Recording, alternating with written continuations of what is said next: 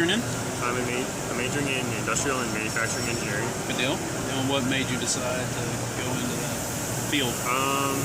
So I worked at a machine shop before coming to Penn State, and that really caught my interest, seeing how products were made. And have you been to an industry show like this at all ever before, or is this your first time? I've been to a few industry type shows, but nothing really on this scale for the manufacturing. Okay. Are any of them familiar to you? Definitely some of the welders like Lincoln and Miller, because I know at Penn State I'm on the Formula SAE team, and we use those type of welders to fabricate our car. So at Penn State, the Formula SAE team is a student-run organization, and we design and build a prototype race car from the ground up each year, and then we bring it to Michigan International Speedway in the spring and compete against 120 other teams from around the world.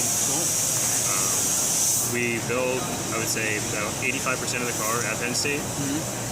So from designing it on SolidWorks to welding the frame on the frame table. Is it stock or open wheel? I'm sorry. It's an open wheel car. The car itself weighs about 480 pounds, and we use a Yamaha R6 engine.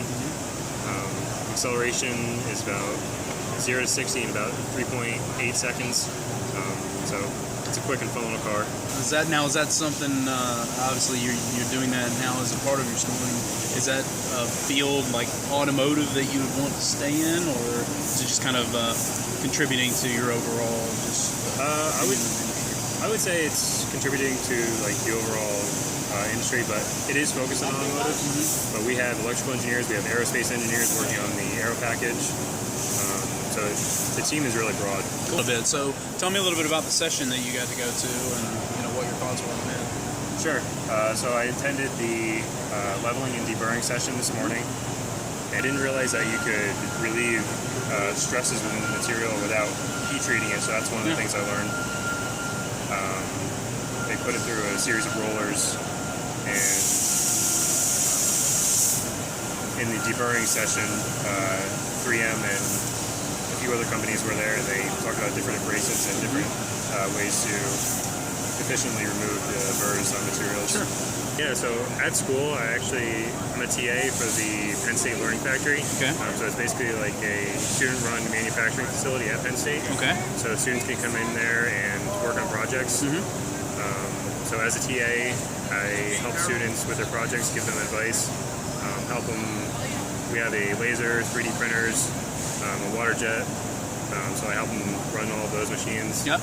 And as far as internships go, last summer I had an internship with John Deere out at their drivetrain facility. Yeah. So I was working with, I was actually working on the axle shafts. So we were looking at perishable tooling in the lathes, as well as different heat treating processes. At drivetrain, it's basically where they make a lot of the components, gears, and other equipment for the transmissions in the tractors. And this coming summer, I'll be going back to John Deere down in North Carolina as a product validation engineer. It sounds like you're getting some good real world experience. That's it'll definitely benefit you in the long run. So I'm going to ask you the $1 million question. Okay. So what do you see yourself doing in 5 years? It's a tough question. I think it's probably going to depend on how this next internship goes, if I like the product validation and testing. But I think one thing right now is probably I can see myself working for like a high-end manufacturing facility, maybe with like aerospace or aerospace components. Something that requires a lot of precision. Maybe working on aerospace components, holding high tolerances, that kind of thing. Good deal. Good deal. Well, that's great. Well, I'm glad we got an opportunity to talk. Yeah, thank you.